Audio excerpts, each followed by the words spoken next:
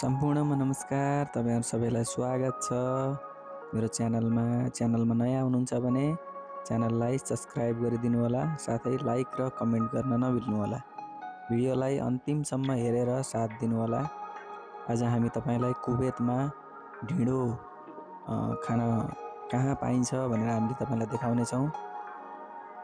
आज हामी सबै दाजुभाइ भएर कुवेतमा ढिँडोको खोजीमा हिँडेका छौं।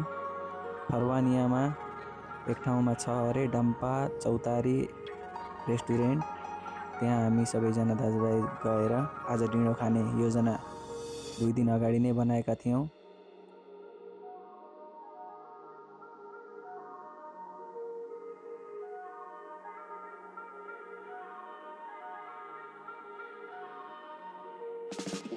कुवेत सिटीबाट लगभग 20-22 किलोमिटरको दूरीमा फरवानिया सिटी यो सानो सिटी छ।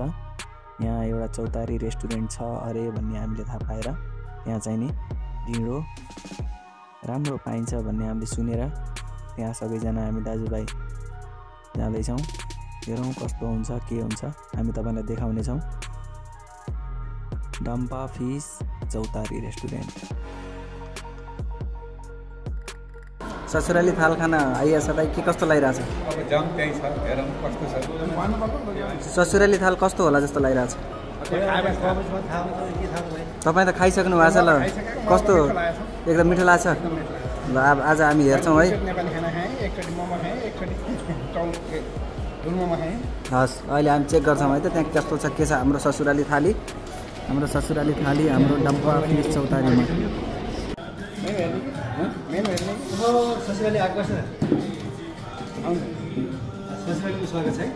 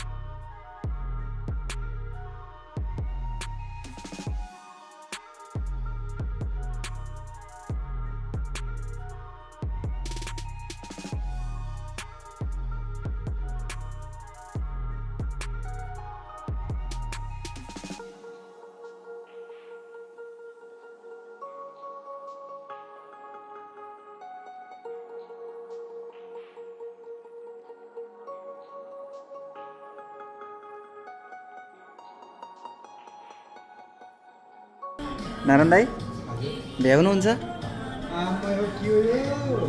सक्नुहुन्छ? के छ ज्यान हेर्दाखेरि त यो भ्याइला जस्तो छैन त।